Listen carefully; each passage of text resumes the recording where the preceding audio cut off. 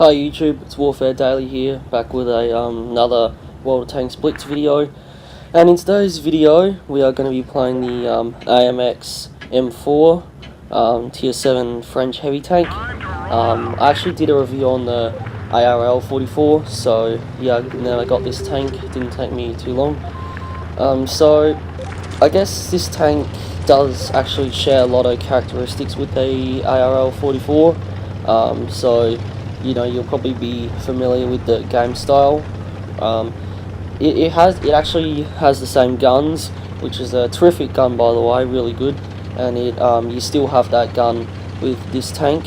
I guess in a way, actually, probably one of the best ways to describe this tank is kind of like a it's very similar to the Tiger 1 game style wise. The reason I say this is because the gun is very similar, which is the DCA 45, same with the ARL 44. You have a very high rate of fire with solid damage and really good penetration, but it's not like the IS where you have really high amounts of damage. As I said before, it's more about the rate of fire. And also the armor on this thing, I wouldn't say is as good as the ARL 44s. Like that tank here, do angle it, but even still though, it's actually thinner. I think it's only 90mm compared to 120. But I do believe this tank is a bit more maneuverable and fast. So I guess that kind of makes up for it. Now, yeah, and by the way, I think this battle here does have background noise, but I'm not sure exactly what happened. But with the other two battles, the screen recorder didn't record the audio for some reason. So yeah, there won't be any noise from the game for those ones. But just going to the gameplay, you can see that Vindicator. You can see how quickly I just pumped 2 shots into him, and the final one kills him. And this battle's a bit of a rollover. You can just see putting in damage really quickly. There's another kill, and yeah, the enemy team just completely crumbles. Yeah, there's another one. You can see the accuracy is fairly decent too. I find it's been more effective than the ARL 44s. I think, as I said, it is the same gun, but I think there are slight improvements just because it's a higher tier tank. And you can see they're just cleaning up pretty much the last guy. The light tanks always are pretty much the last survivors because they just run around for a while. And you also see with these other videos, like you can see they're just building. Not very hard. That tank has weak armor. I mean, there's not really much you can't penetrate with this though. I mean, tier 8, getting up to tier 8, like you can pretty much get through any tank, like IS-3, no problem, through the front. Like, it's really good gun. Now just on to the next battle in a minute. You can see there in the garage, it's I like the look of it, and yeah, I've pretty much maxed it out. I don't have the better tracks for it yet. They do slightly increase the traverse speed, but what you're seeing is pretty much how the tank comes. Just keep in mind, I don't have any provisions or equipment. I was trying to get credits, so didn't really feel that I needed to do so. And you don't really have to equip much APCR, but I do anyway, just in case. Haven't really used it much.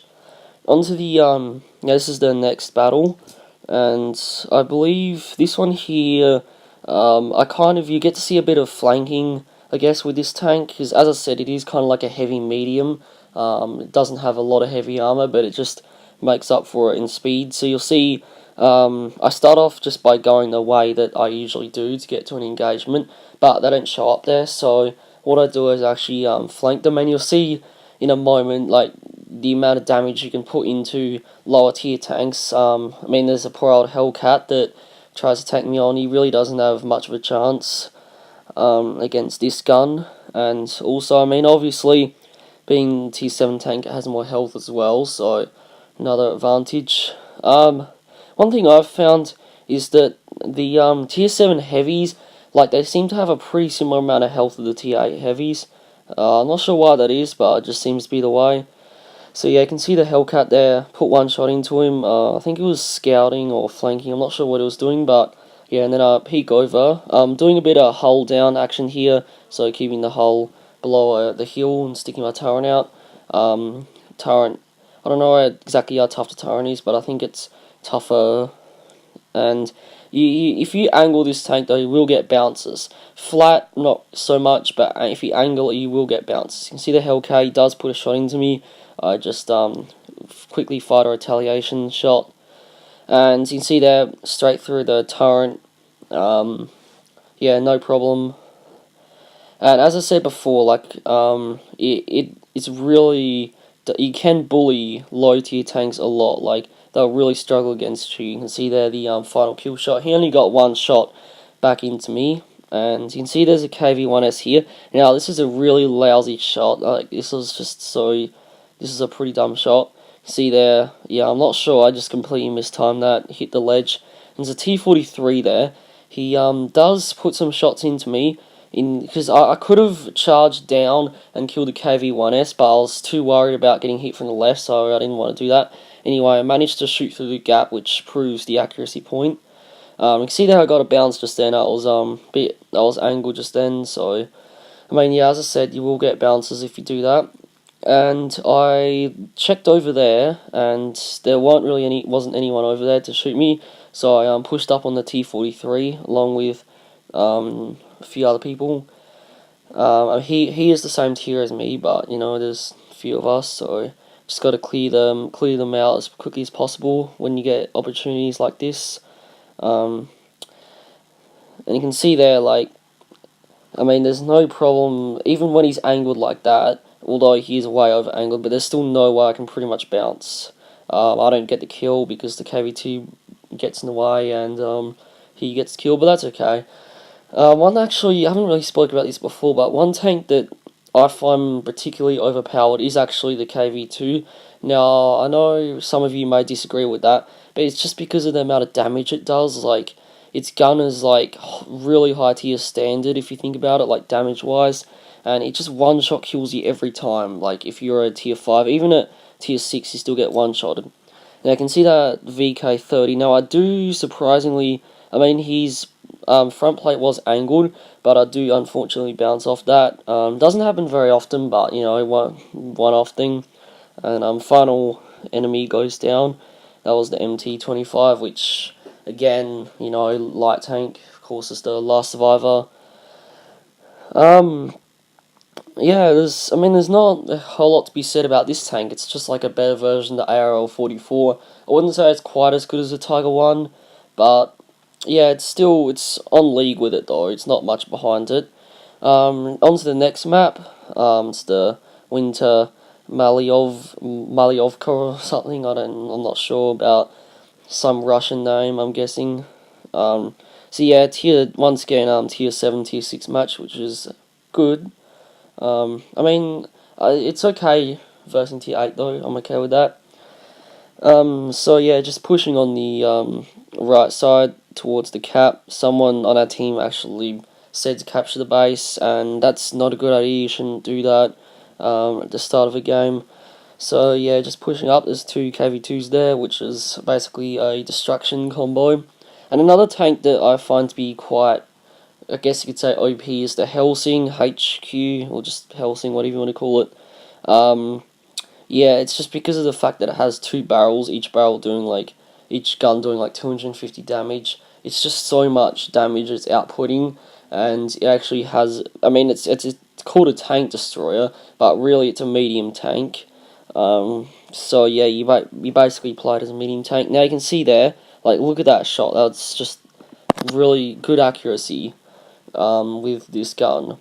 I mean, not too many tanks can pull off a shot like that. I can just tell you that much. And there's an SU-100 up on that hill. Yeah, I guess you could call this overconfidence, but we basically all push up on him, just, you know, get a bit cocky at this stage, because we've killed two people easily. So you can see there the KV2 just completely one-shots him, like, that's what I was talking about earlier. You can see not a lot happens in this map, it's a pretty easy win, but yeah, I guess it's just another good example to showcase. And you can see there just teams pushing up. The enemy team tried to flank us, didn't exactly work out too well for them. So yeah, the gun's pressure on this thing is alright too. Wouldn't say it's amazing, but yeah, you can see that that shot on the VK was actually a high damage roll, about 260. That's high. That's a high roll hit. That guy there, not exactly sure what he was doing. Didn't really have much of a chance. So he goes down quickly, and already it's basically just a clean up job. Like as I said, battle is over pretty quickly. Yeah, I guess the only other thing to be really to be said about this tank is it does have a small hatch, but it's not too much of a weakness. Accurate tanks will hit it, but it's not too much of a problem. And as far as equipment goes, well, I think the only thing that really needs to be improved on maybe could be, well, I mean, not a lot really, maybe just upgrade the speed and the gun, like reload time for provisions and equipment. I mean, yeah, it's just a all-round good tank, there's nothing bad about it. So yeah, anyway, thank you guys for watching. If you liked the video, don't forget to subscribe for more World of Tanks Blitz videos. Thank you guys for watching.